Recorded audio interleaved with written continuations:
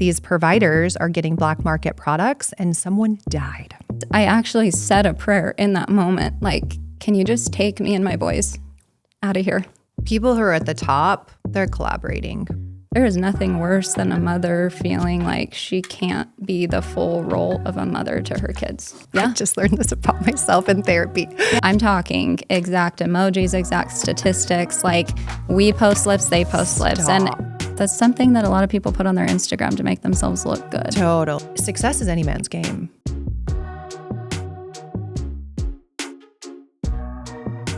We are back, and today's guest is incredible. She is a personal friend. She is a badass businesswoman, and she's also low-key my injector. So you're going to want to listen to this one. Meet Marissa Hughes.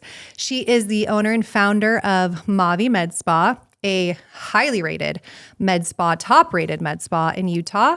And she's about to open up her second location. She's on a roll. But her success does not come without major setbacks, roadblocks, and just some hard, tough, trying things.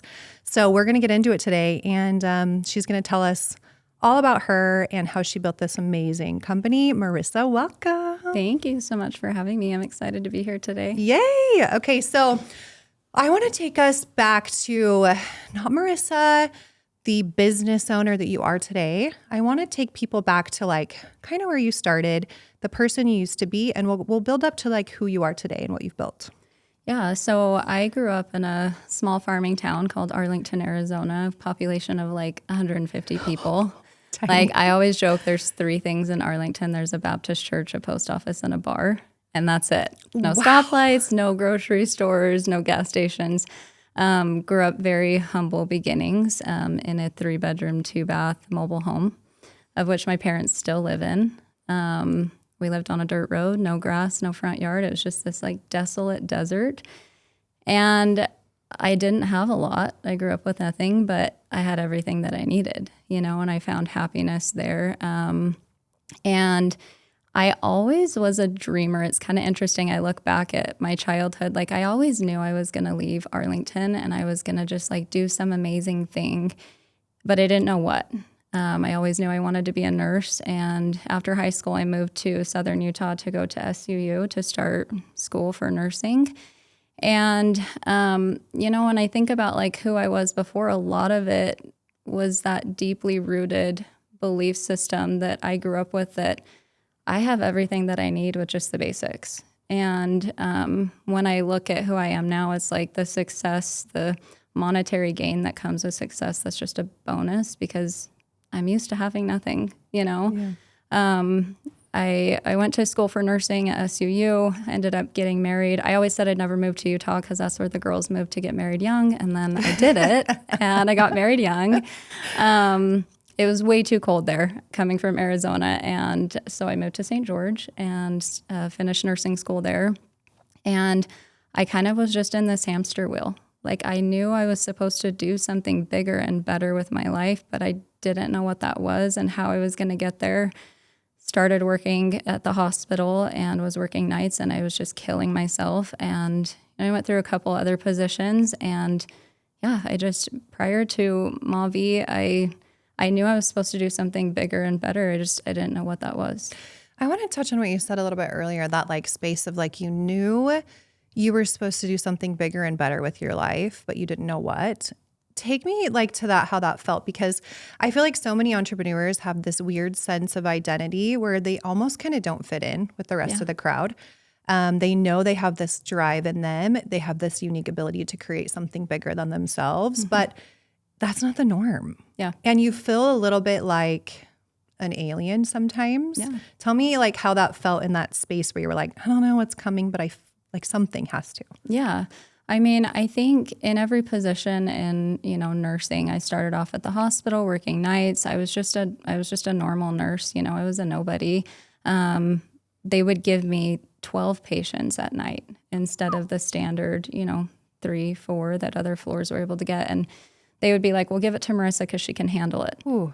And, you know, I was a brand new mom. I had 6 weeks of maternity leave and had to go back to work. And I remember being in that position and going, well, yeah, I can do it, but like, this isn't what I want to do for the rest of my life. So I went into home health and hospice, had, the ability to kind of create my own schedule. And I was like, I'm watching people die. Like, this is really hard. It's sad. It's kind of depressing.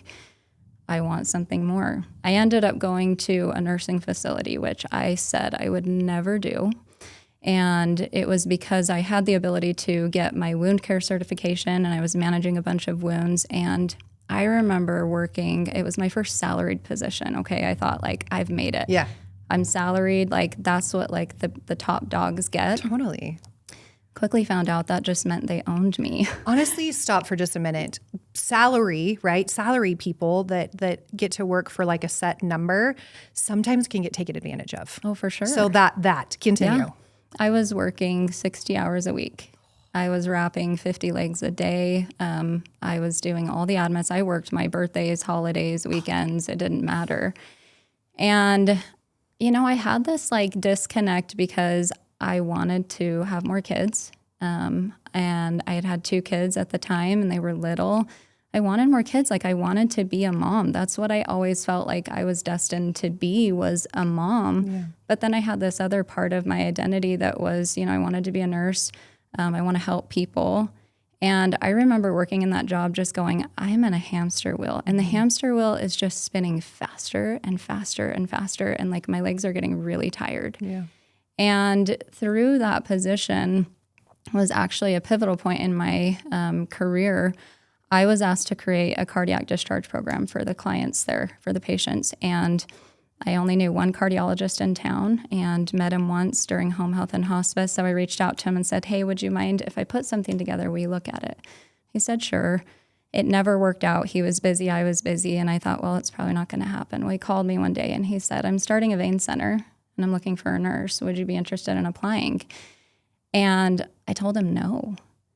And the reason I told him no is I felt this like loyalty that I had to stay at that job because they helped me get my wound care certification, because these patients needed me, because no one else was going to show up like I was showing up for them. So like, how could I abandon ship? Yeah, sometimes employers can take advantage of people like you that are just loyal and like hardworking, and they don't let them dream and like want to hold them on right for dear life. Yeah.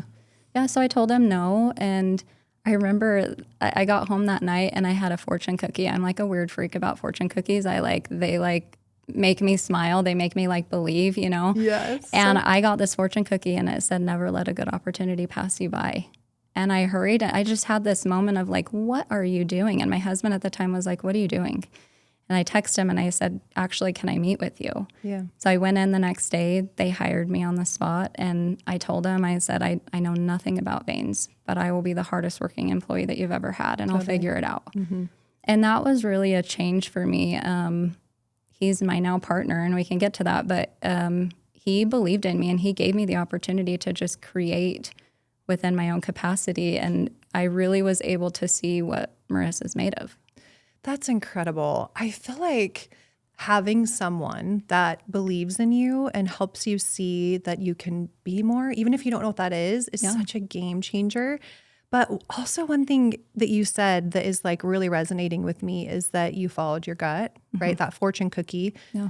You can read a fortune cookie and it can mean nothing, or you can like follow that gut intuition. Has that played a bigger part in your like building this empire of med spas? Like, is that following your gut? Tell me, is that easy to do for you now, or? It's becoming easier. I think that I've questioned myself a lot along the way, which I think is normal. And I'm finding out is normal as an entrepreneur and a business owner. Sometimes we want to think that everything is a certain way and that people are going to show up in the way that we would show up for them. That isn't always the case. It's almost never the case. Yeah. But I am learning that like my gut's usually right. And if I follow that and I have good intentions, then success is going to come to me. Yeah. And it might not look like what I thought it was going to be, but sometimes it's even better. Yeah. Oftentimes when people ask like, how have you built, Platform Hair Co? How have you built these things? Like, what is it? And sometimes people will say luck, right? Others. And I think for me, it's like follow these little stepping stones and it's your intuition, right? Follow these little micro your intuition that tells you these micro decisions that make compound and make a big difference. Like text the guy back, believe in yourself, right? Make this program. It's these little tiny decisions of choosing to believe in yourself that ultimately build something great. Yeah. And it's kind of hard to do, but once you start doing it, I do feel like it snowballs. Yeah. Yeah, definitely. Okay. So you're from humble beginnings. You're just naturally a happy, satisfied person, right? Yeah. But you have this like undying drive to like build something great. You also want to be a mom. And I feel like sometimes those can contradict each other. Yeah. They're hard. Talk to me about the next phase of life. You're working for this vein center, kids, husband. Tell me how things kind of go. Yeah. So I was involved in everything from the beginning of building this vein center, creating the processes, creating the paperwork, the documentation, helping to hire staff. At one point, our ultrasonographer just didn't show up for work one day. And so I was like, can I try? I've been watching, I've been at the bedside, and, this amazing physician he said, sure. Wow. And eventually I was doing the ultrasound. I knew how to do the procedure, and I thought, I want to do this. I want to be a valuable employee for him. I want to have the security. And so I decided to go to nurse practitioner school because I knew how to do the procedure. I couldn't do it without those credentials behind my name. So I went back to NP school, and at the time was still married. And halfway through NP school, I went through a divorce. 2 days before, the day before Thanksgiving, everything unraveled. And 2 days after Christmas, I packed up my home, and my boys and I moved and started over. And in school at the time, I contacted my school and I said, I need a break. Yeah. And they said, if you take a break, you're dismissed from the program. They gave us one break a year, 5 days, and it was at Christmas time. So that was my chance to pack our bags, start over, and figure it out. And, that was a really hard time. It's a really hard time. My family came from Arizona to help me move. And, it's like, I didn't have the mental capacity to say, let's go through and organize and make sure that this comes and this doesn't. It's like literally every piece of my home was packed and just thrown into a new house. Yeah. And that was hard because being in the middle of NP school, I had to work 32 hours in order to get my health insurance. And then I was just about to go into the next phase of school, which was you have to work 20 hours a week doing on top rotations. Of the 32? Yeah. So my one is my job to provide for my kids. The other is the school. Mm-hmm. And so again, I'm back to 60 hours a week, but I'm a single mom. And I just remember so many hours just crying, going like, okay, God, this actually isn't possible. You're back on the hamster wheel. Yeah. What do you want me to do? Thankfully, I count my blessings every day that I was in the position that I worked for, a physician who knew my worth, and he said, you're going to get through this, and we're going to make this work. And I was able to have my job while going to school. But I mean, we're talking, I come home, I need to be fully present to make sure that my kids are healing and that they're okay and that they know that they have a mom they can depend on, and then put them to bed and then take a 2-hour nap so I can wake up to study. Gosh. and complete my tests and the deadlines. And it's just over and over and over again. And, you mentioned some people look at owners as, or entrepreneurs, business owners as this it must be nice. Totally. And I remember one night receiving a message from someone on Facebook, and it was just a picture. It was in response to a picture of my boys and I smiling, happy outside. And she said, it's really nice to see that everything's worked out so great for you. Some of us aren't so lucky. Oh. And I was in my bathtub at the moment, already crying my eyes out because I'm just done, And I remember thinking, man, what do people see from the outside looking in? How could you possibly see that? I think, honestly, that's one motivating reason why we started this podcast, is to help humanize entrepreneurs, because no matter how hard we try and try to portray who we are and what we built on social media, there's always a perception oh, must be nice. Yeah. Oh, you should be so lucky. Oh, she got lucky. Yeah. She's had no trials. And I think that hearing stories like this helps people understand that success is any man's game. Yeah. It's the people that don't give up and who fail and fail and fail over again that are, pushing beyond boundaries and going through really hard times. Yeah.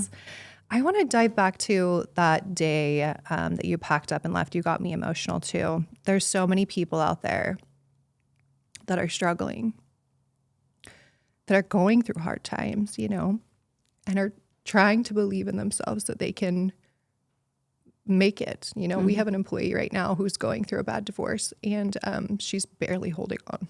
Yeah. Barely. How did you get through that?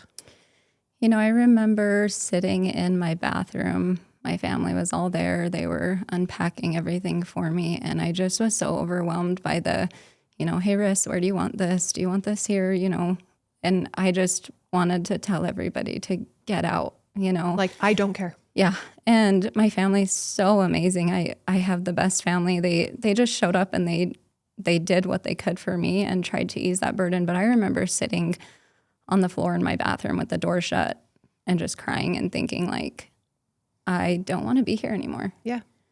And, I actually said a prayer in that moment, like, can you just take me and my boys out of here? Because that would be better. And I wasn't ready to face what I knew was going to be the most difficult thing that I've ever done. There were a lot of question marks, a lot of unknowns. I remember in that moment thinking, okay, you have two choices. You can give up and you and your boys are going to suffer even more than you possibly could imagine. And it's a guarantee. Totally.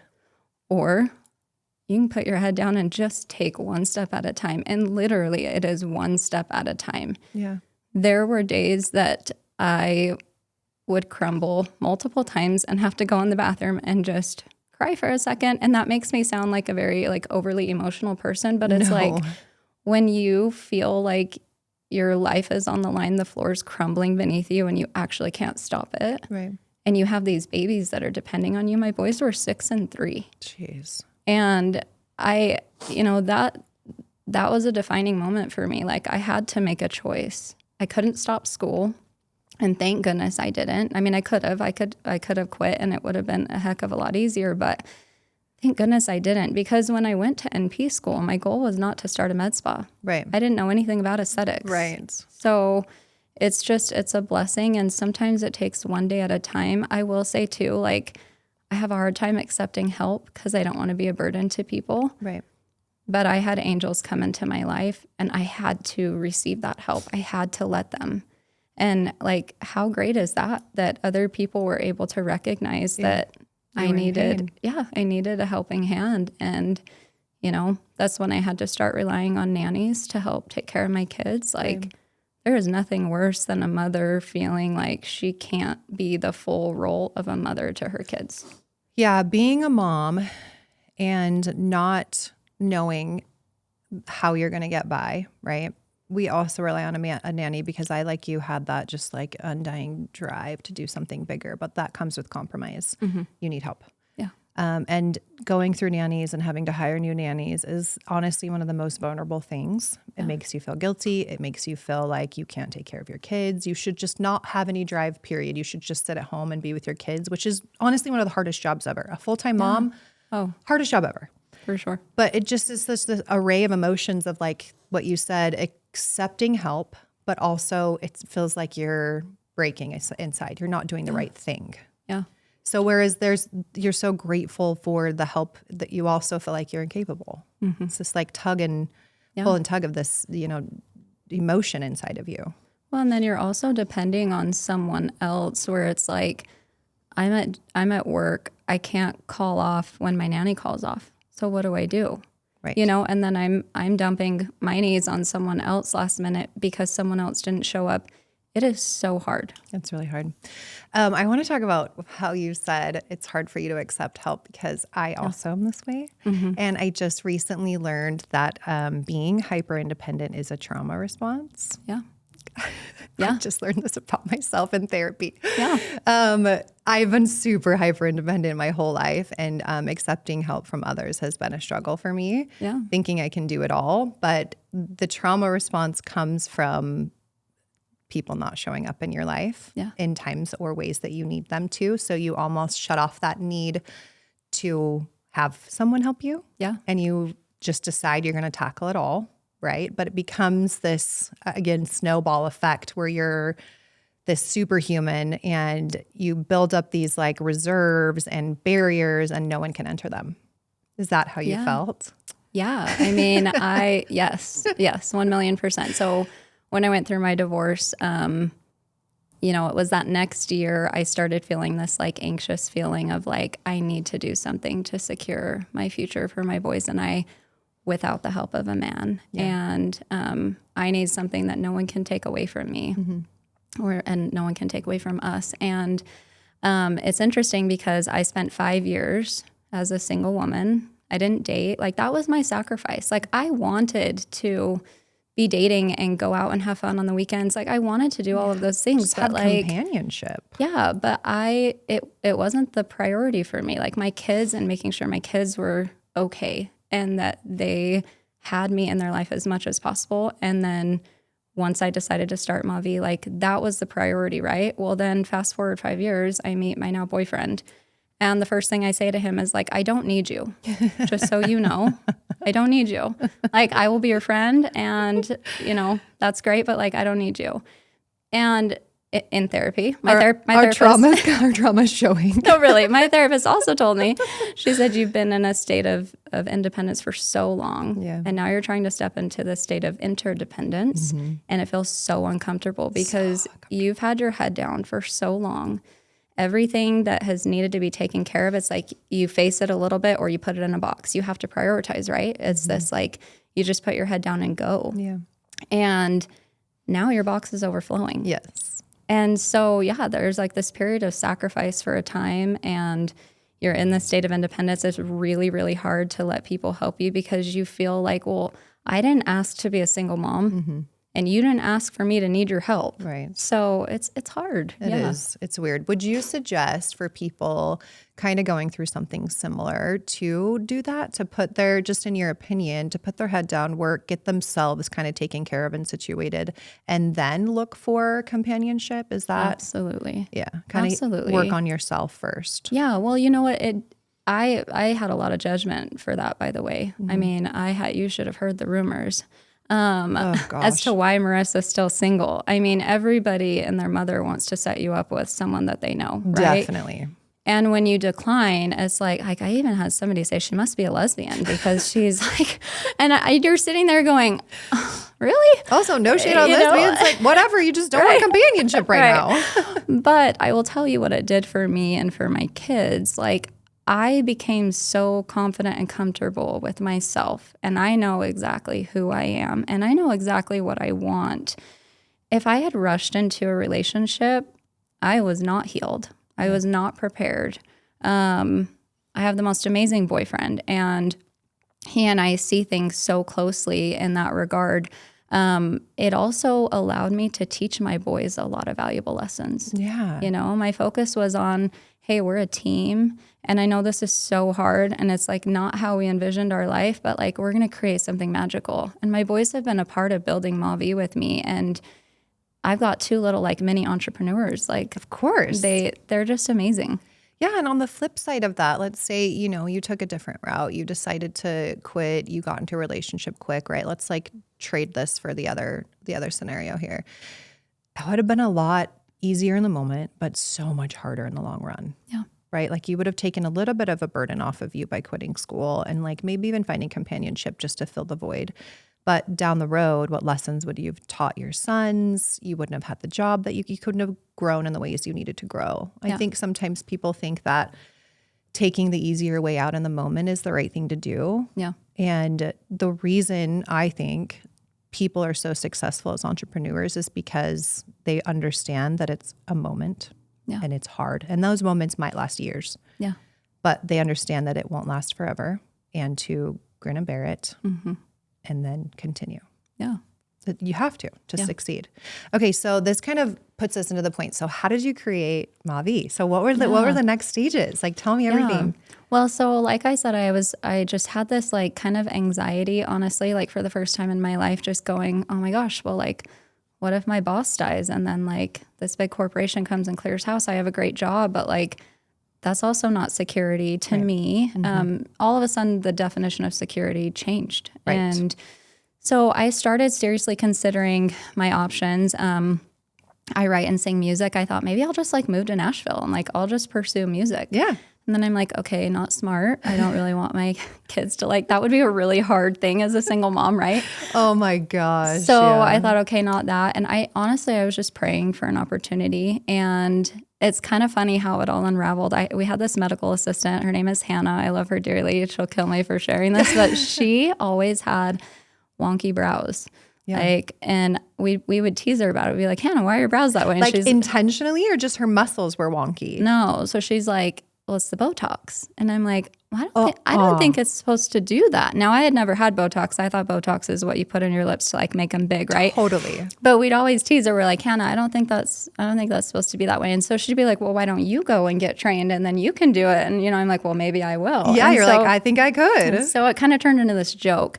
And then one day I was like, well, maybe I could. You know, I'm doing these ultrasound guided procedures with an ultrasound in one hand, a needle in another. Yeah. I'm super confident with injections. I love patients. Like they trust me.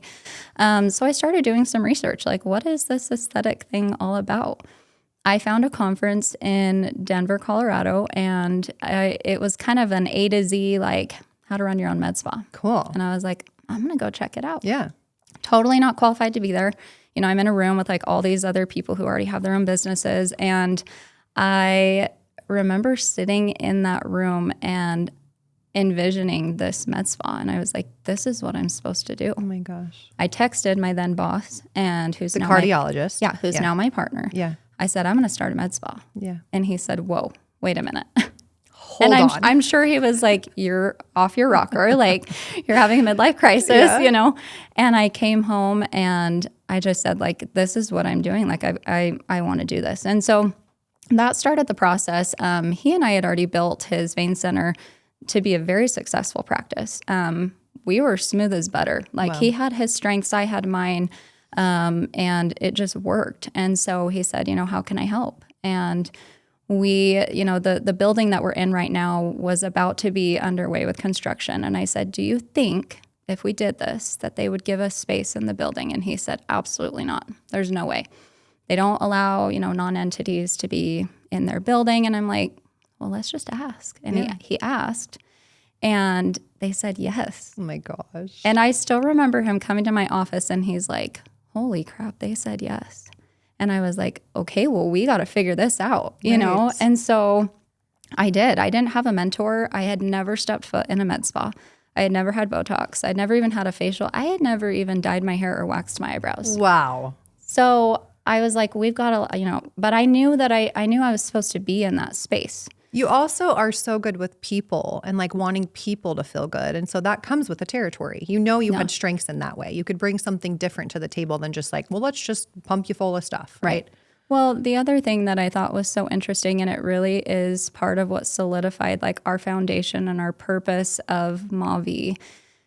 I was at the darkest point of my life.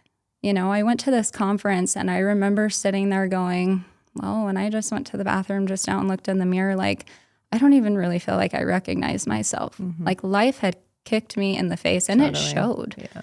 And I was stripped of all of that confidence and feeling good. And I didn't have a space to go where I could gain some of that back. Mm-hmm. And so our purpose for having Mavie is to create a space where men and women who have been beaten down by life can come and escape the noise and feel like someone. Mm-hmm. And even if that's not ever touching their face, mm-hmm. If it's a place that they can come and feel like they are important to someone, like that is why we created Mavie. Like that is the heart behind my purpose and what we did, because everybody has that. Yeah. And I think that that's what makes Mavie so special is you started with culture, right? Mm-hmm. You didn't start with like, how much money can I make per injection? Of course, those came down to numbers and financials, but you started with like, how can I make people feel good when they have been in a dark space? You've been there. Yeah. You had that experience and you built something and made something from the darkest days of your life. Yeah. That's incredible. Yeah. I feel really grateful because I think I was pretty naive I knew it was going to be the hardest thing that I'd ever done. Yeah. Right. But I didn't really care. Yeah. I just was like, I knew what the end feeling was supposed to be. Yeah. And I dreamed of Mavie. I envisioned it. I would have dreams of like, what is it going to feel like when I walk into this space and it's finally done and it's painted and decorated? And I remember the night before our opening day, there was a fire in the spa. Oh my gosh. Okay. And we were like down to the wire. Furniture wasn't delivered on time and the paintings had just barely gotten installed. And we have a freaking fire. No ventilation system. There's two little tiny doors, one to the outside, can't open windows. And it just was like the most stressful day ever. And I was there till like 11 o'clock that night, getting ready for the next day. And I had this moment when like I turned the lights down and I finally could look around and I'm like, this was what I saw. Like this is what I've been working towards, Yeah. And you don't get those moments very often. No. When you're just go all the time. And so I'm so grateful for that. Yeah, just like that quiet moment to be like, I've made it. I've read a book recently called The Gap and the Gain, and it's a phenomenal book, but it talks a lot about how we measure success. And as an entrepreneur, I got stuck in this rat race of measuring success and then moving the goalpost, right? You get to a certain point and then you're like, well, now I want this. And you're always constantly moving the goalpost. And it never leaves you feeling like you've succeeded. You always feel like you're lacking, right? You're never good enough. And in this book, it talks about how people should measure success in exactly what you did, how far you've come and what you've overcome to get to where you are, and taking moments like that and realizing like, I did this. This is amazing. Like of course I have more goals, but this right here, I am successful. This is exactly what I wanted. And that implementing that in my life has changed like everything. Having more moments like that and gratitude for things like that helped me realize that I've done what I wanted to do and I can still do more. Yeah. It's amazing. Like if I die tomorrow, I'm so grateful for what I've done, what I've taught my kids, what I've created. Like I'm happy with the life that I've been living. And it didn't come without sacrifice. Like early on in creating Mavie, it's like, I didn't get to go to all of the girls' nights out. I wasn't invited to, eventually people stop inviting you. Yeah, I know.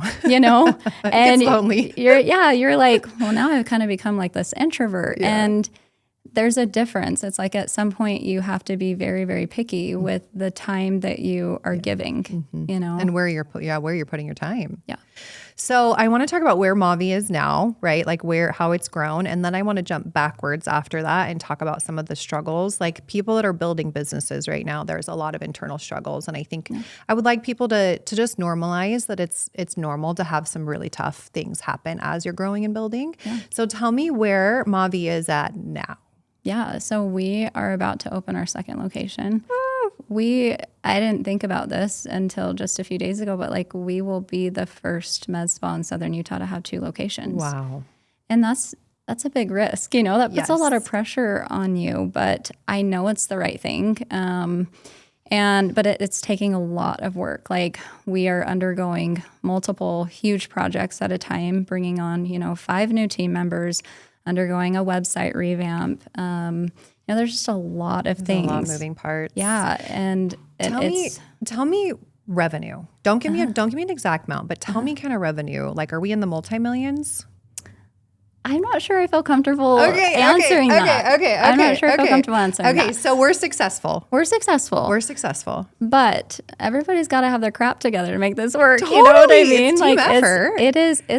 It's a big investment. It's a huge investment. Yeah. And we decided early on, Dr. Jones and I were like, if we're going to do this, like we're going to do this big and we're going to do it right. And so our second location is, it's built out to be the same caliber. And, we have new treatments coming that we don't currently have. And it's going to be good. Successful is what it's going to be. It's a big investment though. And it's a big risk. Are you proud? I am. Proud of what you built. I am. In a humble way, Yeah. I'm proud. And that's an interesting question because I feel like I've always shied away from like maybe answering that internally because pride is sometimes perceived as having a big head. Ego, yeah. And I've had a lot of people pass judgment on me in ways that weren't warranted. Things like, well, I hope that the money doesn't change her. It's like if you knew who I was and you knew where I came from, you wouldn't say that. No, of course not. But I get to be proud of where I'm at. Yeah, of course. Everyone gets to be proud of the hard work they've built and the things they've done. But I agree with you. I think sometimes can think, pride gets in the way, and it can to a degree. But you get to be proud. Yeah. You get to be so proud of all the obstacles you've overcome and the challenges you've solved and all the dark times you actually got through. Yeah. You should be hella proud. Thank you. Yeah, it's amazing. Thank you. Okay, so you kind of touched on some judgment, right? I'll jump back to like some struggles within, but I think this kind of falls within that. What were some of the challenges? And I don't want you to go too deep into how people in the industry tried to tear you guys down, but tell me some of those struggles as you were building this. Like what went on? St. George, Utah is a small town. It is. And very small. It's growing like crazy, but it's a small town. Yeah. And I feel like sometimes those small town mentalities come out. Yeah. So tell me how you coming in, like changing the game, building this amazing, like so beautiful, gorgeous heart of a company. Tell me some of those struggles. Yeah, I mean, we were not industry standard, right? I was this newbie injector and I have a cardiologist partner. That is not industry standard by any means. And so we definitely had the rumble of like, who do they even think they are? Yeah. Like they don't belong in the industry. They're not qualified to be in the industry. And so the naive Marissa was like, well, that's okay. I'll just like show them that I am. Yeah. And I'm like, I'm a really nice person. Like, I'll just be their friend. Yeah. And, I kind of... Hold on, pause. Can you hear that? There's some rumbling. Like a roar. Is it an airplane or something? Oh, okay. Oh, okay. I'm like, it's getting louder. Something's going on. Okay. We weren't able to hear it for the majority. Okay, perfect. Okay. All right. Just wanted to make sure. Okay. That's okay. Okay. So I'm going to start over with that statement? Yeah, start over. Okay. Yeah, so we were not the industry standard, right? I'm a newbie injector. I have this cardiologist partner. There were definitely people in our community who were like, who do they think they are? What is industry standard? Like, what does that look like? Is it a doctor? Is it a plastic surgeon? Like, what is industry standard? I think industry standard is changing. Okay. I think that the aesthetic industry is a rapidly growing and developing industry. So maybe industry standard is going out the window, but traditionally it's, a plastic surgeon, a dermatologist, a physician, and then a nurse practitioner. The interesting thing is about some of the statements that we were hearing is it's like, well, where did you start? Yeah. Everybody's got to start somewhere. Yeah. And I wasn't posing as, and I see this all the time in the industry and I have a really hard time with it. I wasn't posing as some master injector. Right out of the chute. Or this doctor, this plastic surgeon, or Right. I was very transparent about like, I'm new and I'm figuring this out. And I had people that were following my journey that were so good to me. And, I think the success largely became what it is because I was real and authentic about who we were. Mm-hmm. We also had a very unique position in the sense that we had already built a business together. Totally. That first business is hard, right? Yeah. Like that learning all the systems and organizations and policies and procedures and that part is really hard. But you'd already done that. Yeah, we'd already done it. And I think we were bringing something new to St. George that wasn't here. Yeah. Since we've started Mavie, I feel like there are med spas and aesthetic practices and providers popping up literally everywhere. Totally. But when we started 6 years ago, it wasn't that way. We were bringing something new to St. George. Our focus was natural aesthetics. Coming in and, uncovering the beauty that's already there. It's just a little bit hidden because life's taken its place, totally. Right? Yeah. So we were bringing something new that I think our community wanted and didn't know they wanted. Yeah. Didn't know it was available. Yeah. Like that wasn't even a process. I feel like in the aesthetics world, a lot of times, and I come from Las Vegas, so a lot of injectors and med spas in Las Vegas are used to these industry girls, and they just say, make my lips bigger, do this, do that, right? And they're just kind of telling these doctors how to enhance their face. Yeah. And one thing I really appreciate about you and your practice is you focus on enhancing what's already there and not overfilling and not augmenting. Yes. Which is a new concept. And I think thankfully over the years, as we've seen some of these celebrities be overfilled, that's changing a little bit. Yes. I hope the mentality. It is for sure. But you've always done that. You've already been. And I think your coming from humble beginnings and not having grown up in that environment kept you in a space where you're like, no, everybody's beautiful. Yeah. Let's just enhance what you have. Yeah. So tell me, you partner with a cardiologist. Tell me his name again. Cardiologist. Dr. Jones. Dr. Jones. Okay, so you and Dr. Jones are on this feet. You're building this company. What were other med spas kind of like? What was their perception? Responding? Yeah, what was their perception?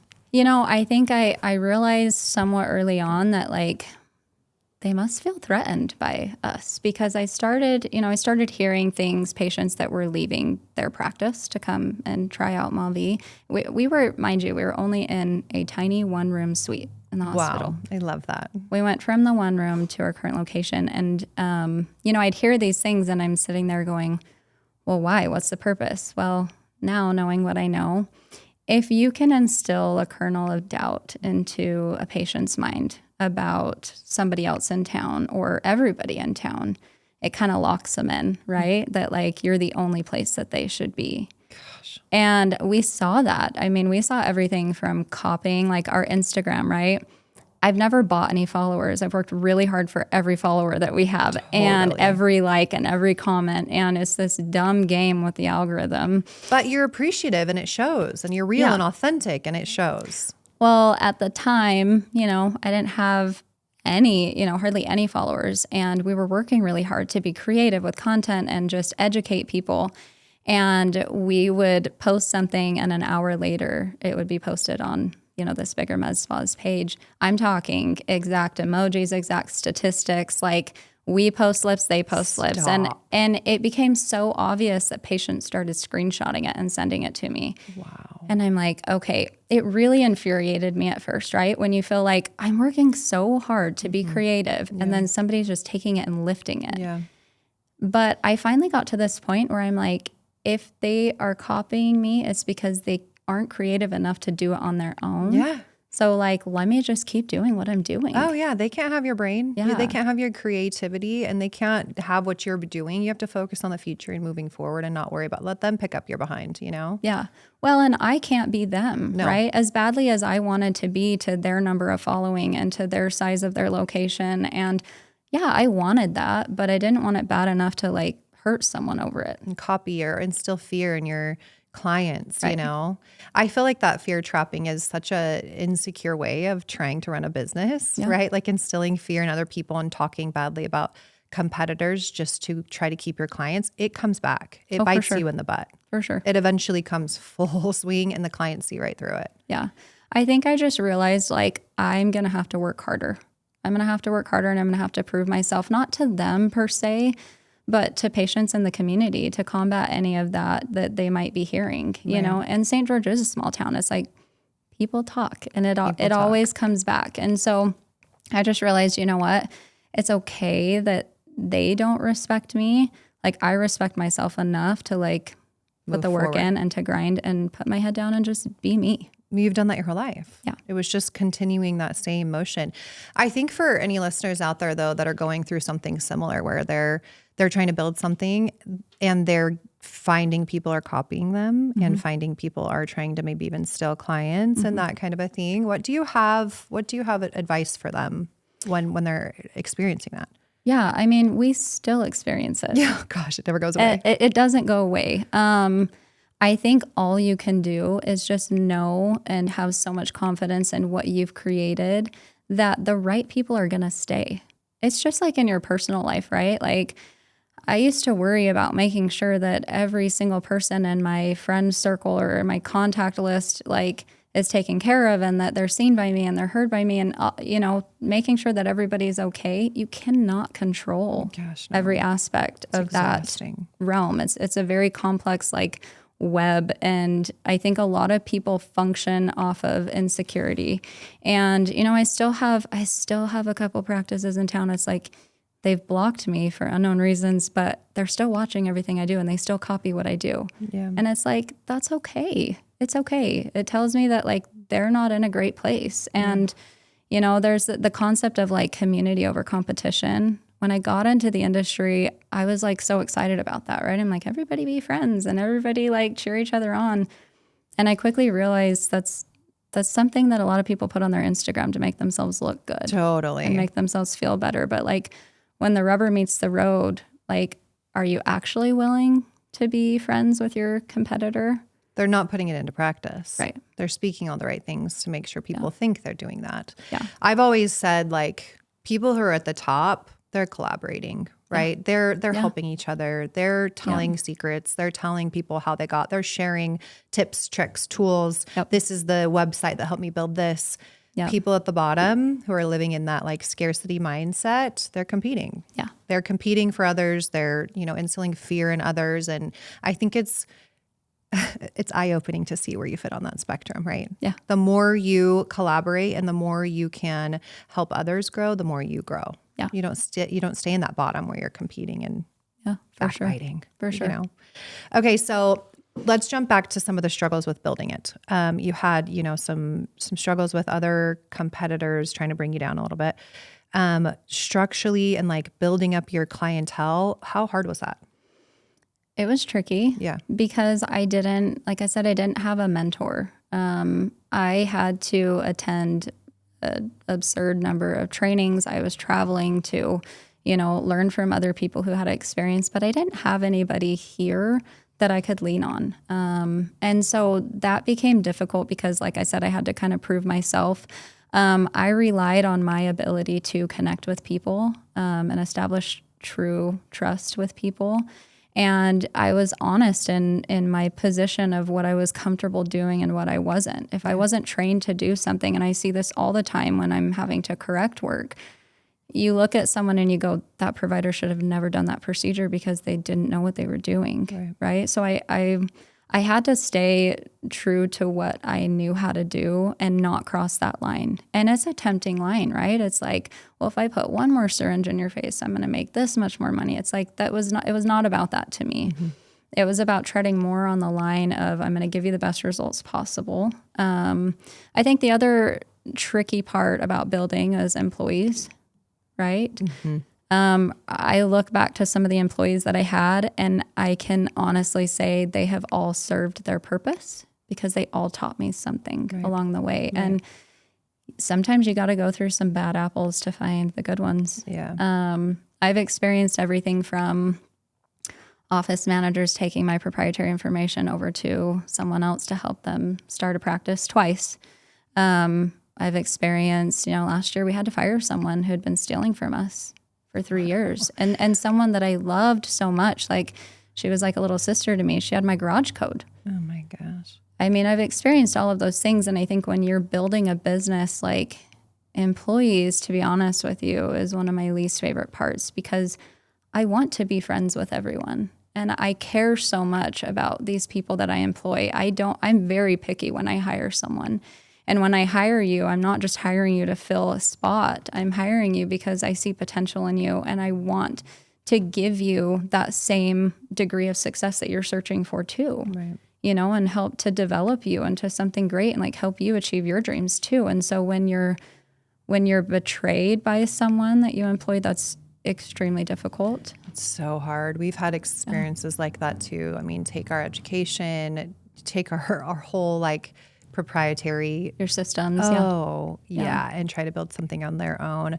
And at first it's hard not to get caught up in the emotion of it because it feels like a big old backstab. You're like, I've worked so hard for that. I've taken so much time to build that. Why? Mm-hmm. And ultimately you have to come to the conclusion that like you're still going to push forward. Yeah. You're going to create new systems. Yeah. You're going to offer new things.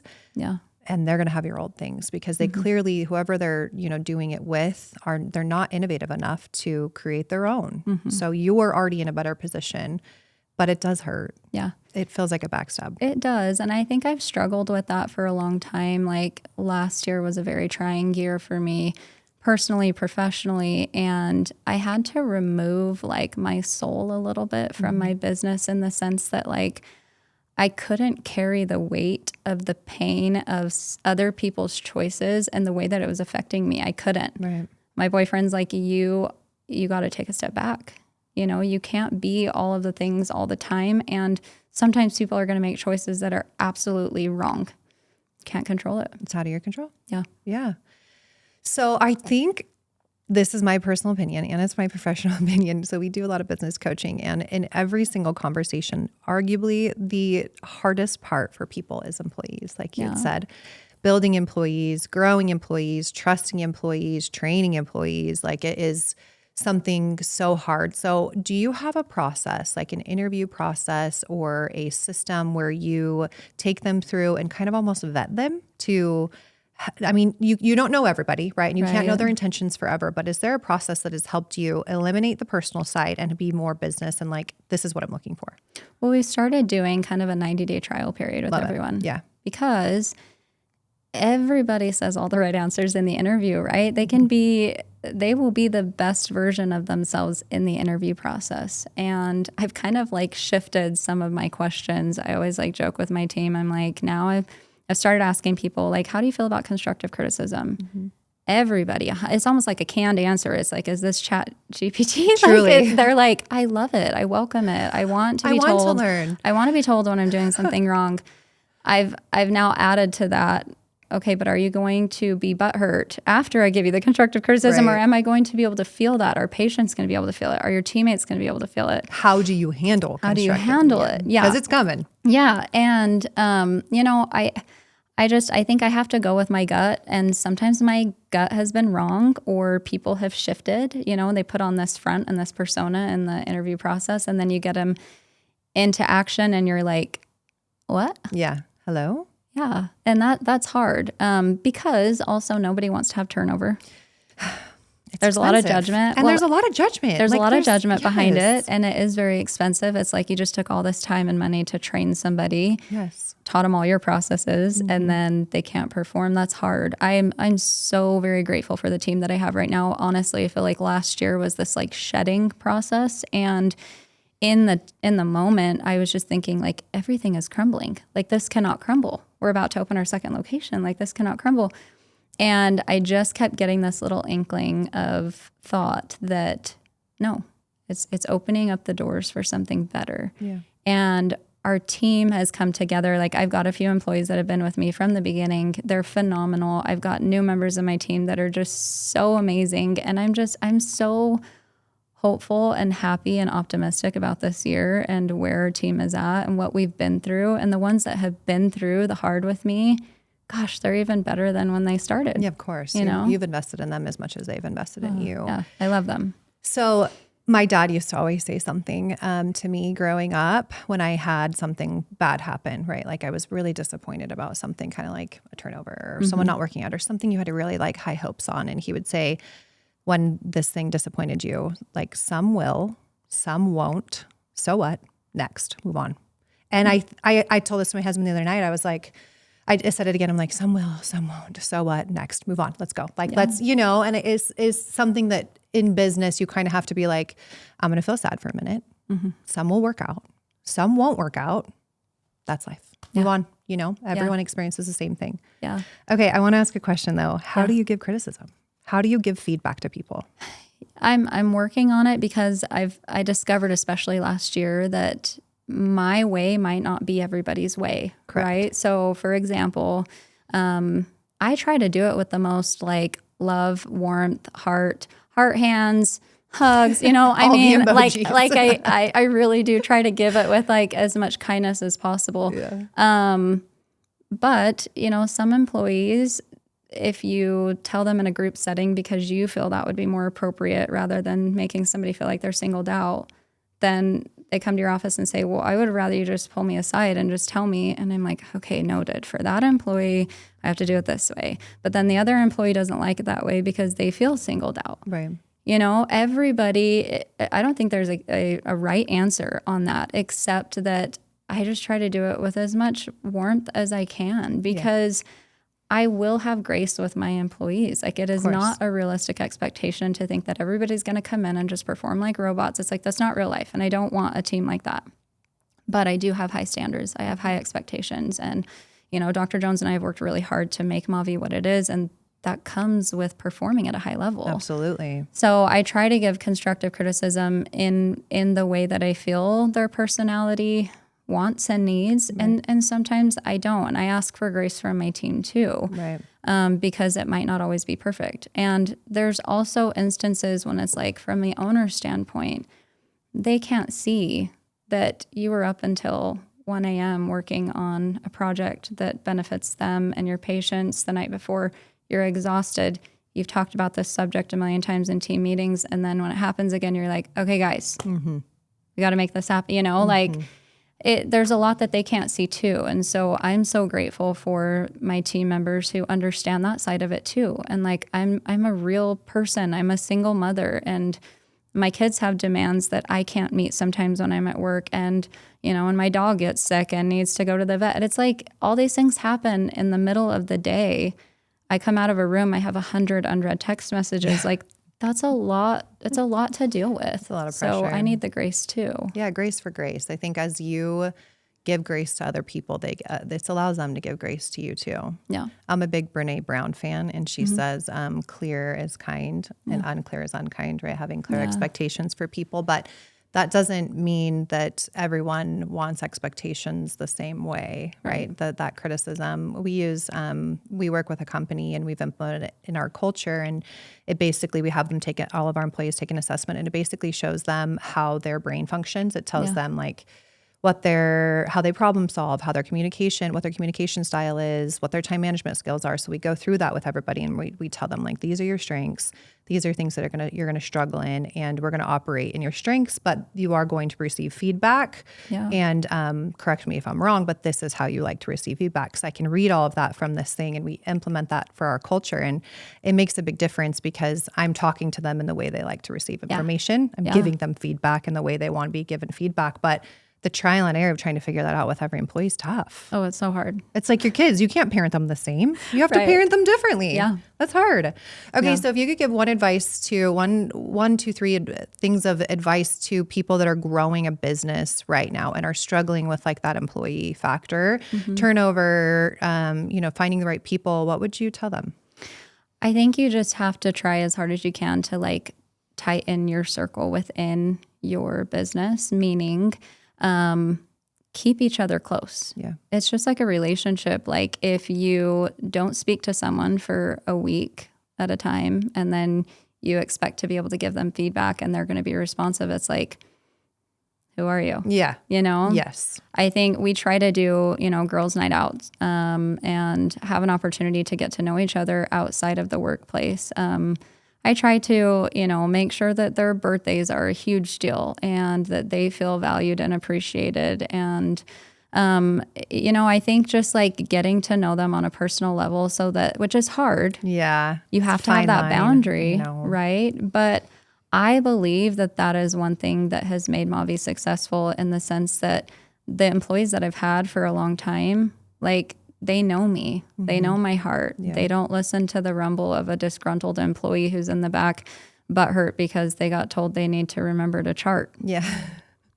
I mean, It's a fine line though, because I've experienced some tough times with being too friendly with employees, right? At first, when I first started bringing on employees, I went through this phase of like being too friendly, and I ruined a relationship over it, because she wasn't performing her business duties. She thought we were, too close of friends, and that was on me. And so that you do have to develop this, like, I care, but we're not friends. Yeah. I'm your boss first, and I care, but I'm your boss still. Yeah. How do you do that? Is there anything you do? You do team building activities, right? I think that's important. Yeah. Honestly, it's a struggle for me, because my innate reaction, my knee-jerk reaction is, let's be friends. I know. You know? And so it is hard. I think it's about structure and making sure that your processes are in place so that there is a very clear expectation of what's expected of people. Right. And then when you have to give constructive criticism, you do it in a kind way, but also there is a boundary. There's a boundary. And a lot of people have seen themselves out of our business because they don't understand that boundary. I think it's something that's learned, right? You can't just be good at it innately. And there's two ends of the spectrum. There's like, I want to be best friends with everybody. And then there's, I'm an asshole to everybody, right? Like I'm business first, I'm an asshole. For sure. And you have to find yourself somewhere in the middle where you're mentally drawing these lines of like, we have team building activities, but I'm not going out clubbing with them. We ain't going to the club. Yeah. There's this like fine line where they know I care, but we will uphold like the standards and policies and procedures first. Yeah. It's hard though. And sometimes it's a lesson you have to learn, unfortunately. Yeah. Okay. So I want to get into a little bit of talk about fillers and Botox and all the things. Yeah. Recently, over the last year, I feel like there's been so much talk about overfilling faces. Yeah. And you naturally, like your space, which is what I love about Mavie, is you already are doing like natural aesthetics, which is amazing.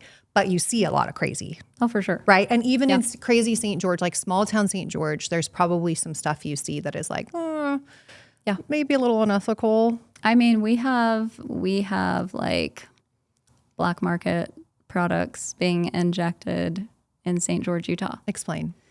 So I get DMs. I could probably open my messages right now on Instagram and show you. Every single day I get messages.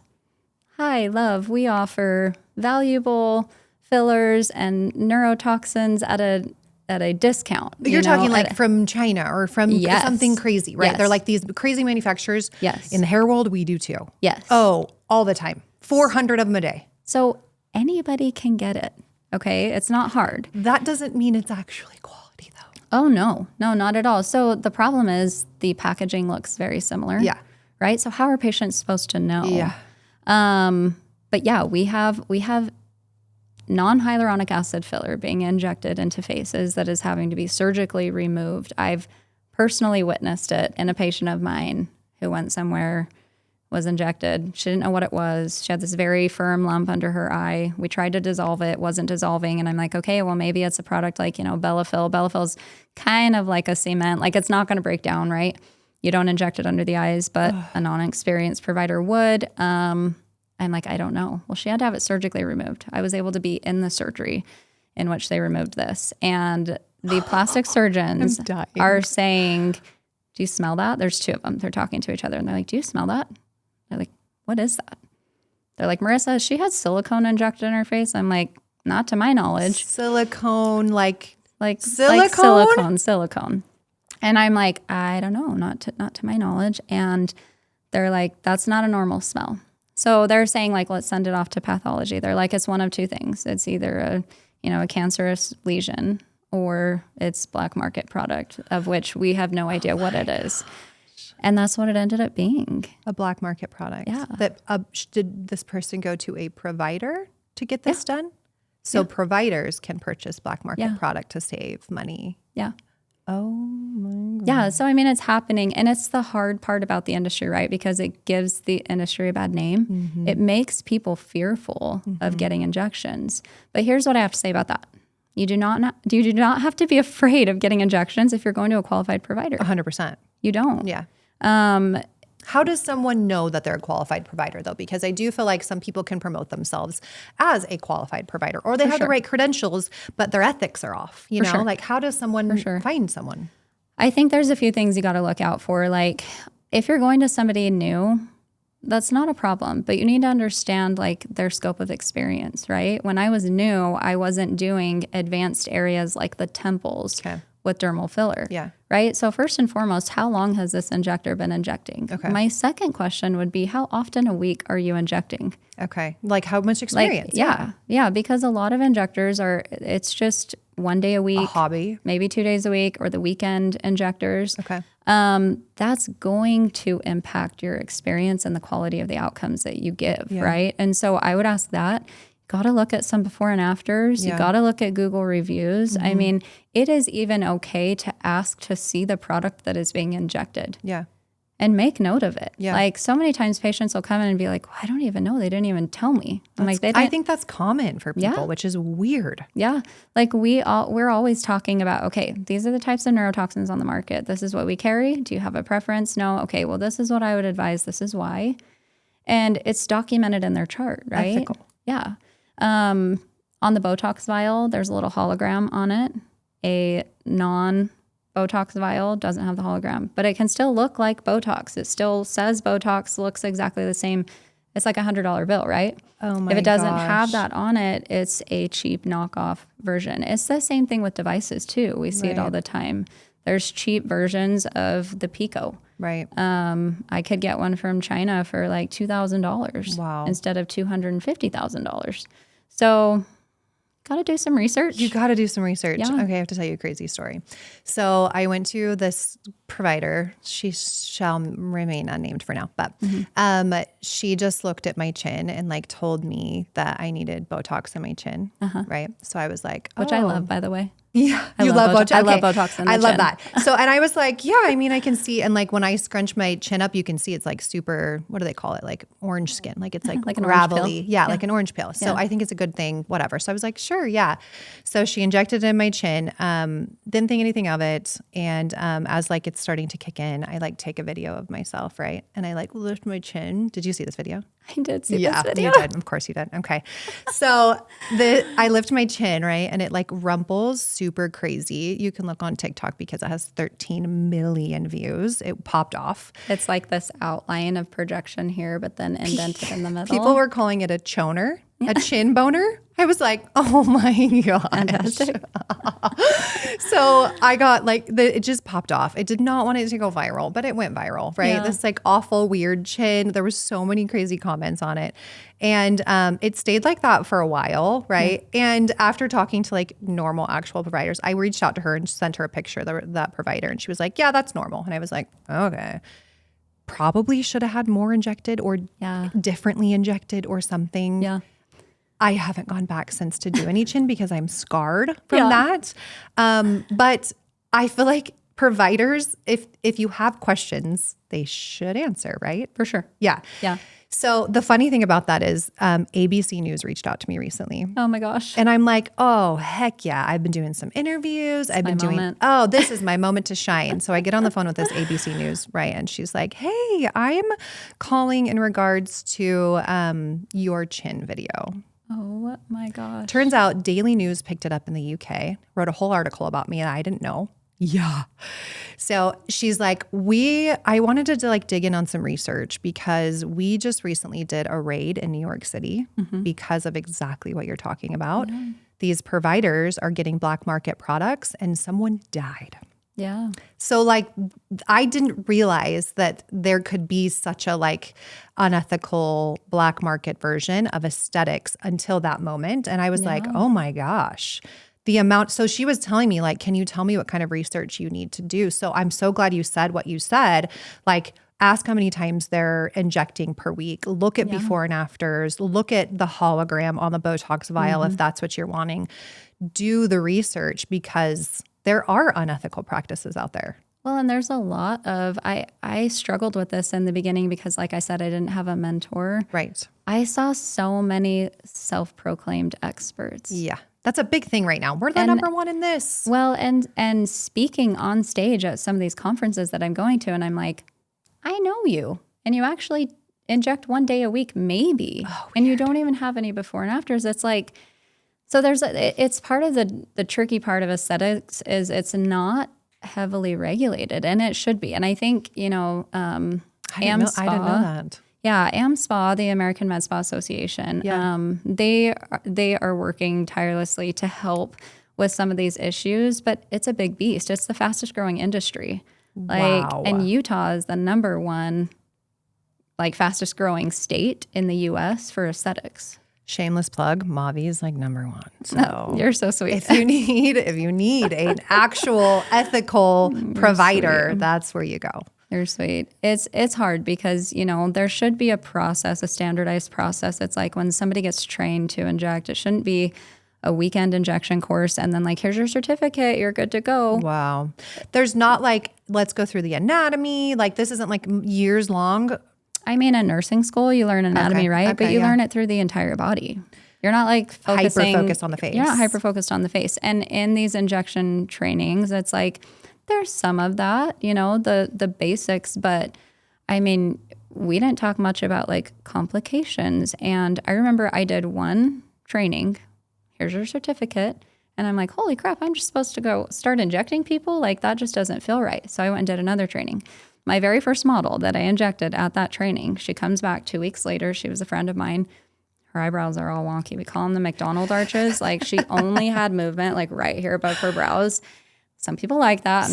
I'm not shaming you if you like it, but that's not what we were going for. Right. And I reach out to the person who trained me and she said, well, that's a trade-off. Either you have the wrinkles and, it is what it is, or you make her brows heavy. And I'm just like, this cannot be real. Like this cannot be the answer. Wow. And so I didn't have that support. I had to go to more trainings, right? And I think that providers should be required to participate in so many hours of training before they are able to inject. Oh yeah, for sure. I didn't realize that. Yeah. So research is required. Yeah. Like you have to do research in order to know where to get injections. Yeah. And I think you do a really great job of being real on your social media and find someone who's just natural like you. Thank you. Yeah, you do a really good job. Thank you. Okay, I want to kind of bring this all like together. So you started from humble beginnings. You really had, your struggles and trials building this. You're at the point where you're so good with one location and then you decide to take the step to build a second location. That enough right there just makes me want to puke a little bit because it's so hard. Yeah. So hard. But there's a demand and there's a need for people that are like you, that are ethical and good and people can trust. So of course there's a need for that. Yeah. As we move into like the end of our episode, where are you at now personally? So we started from like humble, went through some trials. Where are you at mentally, emotionally? How are you managing it all? Yeah. I mean, like I mentioned, last year was like a very trying year for me. Literally every month of the year had some major catastrophe, almost catastrophic event in my life. Ugh. To the point where I was just like, another one of those moments where I'm just like, okay, God, like I can't do this. Yeah. Can you sub someone else in? I'm out. But it was through that I feel like I entered January 2025 like very excited for this year. And I've realized I've learned a lot about myself.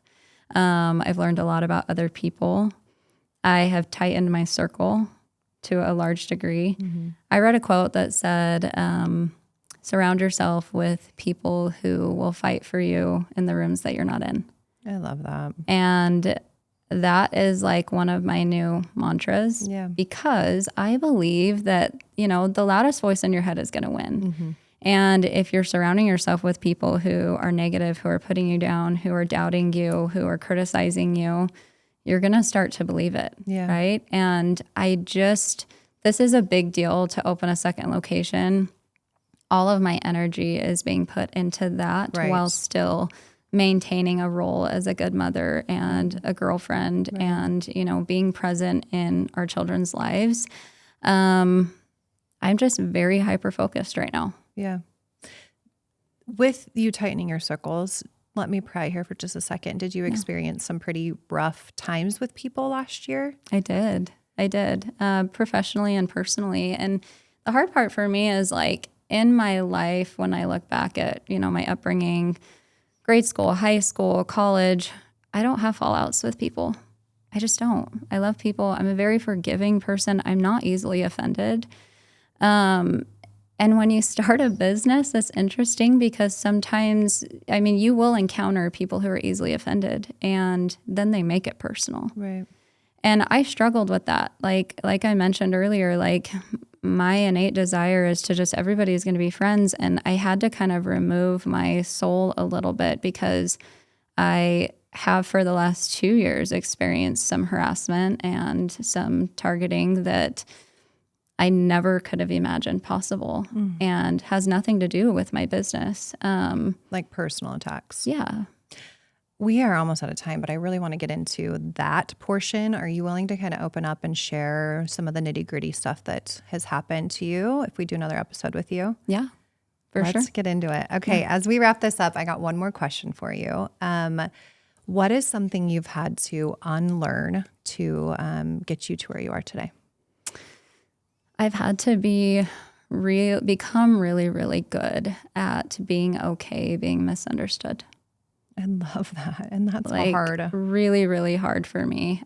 Because I think along this journey, like honestly, for the last 5 years, I've felt this pressure to like clarify for people. Like when I hear a patient say, well, so-and-so injector said this about you. And, you know, or somebody says, hey, so-and-so said this, or I'm sitting there going, well, I need to call them up and I need to tell them, you know, like they have me wrong. Right. And I just have become so focused on, you know what, it's okay to be misunderstood. Like, it's okay to be misunderstood. Like let them, because the good people in my life, they understand me. They know who you are. They know who I am. And I don't have to prove myself to anybody but that guy upstairs. Yep. And my boys, you know, and my boyfriend. It's like I have my little circle of people. It's like at the end of our life, when I'm dying in a hospital bed, who's going to be at my side? Mm-hmm. It's going to be my people, my family, my closest friends, maybe. And so I don't have to prove myself to anybody. I started this journey in a state of desperation to like take care of my kids, and I don't take that for granted. My time away from them is my price that I'm paying to show them that they are worth it to me. Yeah. And I'm not going to let somebody else come in and try and muddy that water. Be okay being misunderstood. Yeah. It's harder than it seems. Yeah. I heard a good quote that said, if you want to lead an orchestra, you have to be okay turning your back on the crowd. Yeah. It hits home. Yeah. You know, your people that are in you that are that orchestra and the you know, the close ones. If you want to lead them and treat them and keep them close, you have to turn your back on other people, and not in a bad way, but you have to be misunderstood. Yeah. And you have to be okay with that. It's a learned thing, I think. Yeah. Thank you so much for being just vulnerable and honest and open and raw with us about how you've created this mega empire, you know, and this beautiful, like culture-driven med spa. It's incredible. If people want to find you and the med spa, where can they find you? Give us your social media, your website. How can people get in contact with you? Yeah, our social media is Mavie_Med Spa.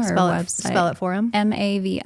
It means my life in French. Oh, I love that. I didn't know that. And then our website is MavieMedSpa.com. I love it. Thank you so much. Yes. Let's do another episode. Okay. I want to get into some of the nitty gritty, dirty stuff. Okay. Until next time, thank you so much for showing up on How We Do. We'll dive into Marissa and all of the things we haven't shared with you today next.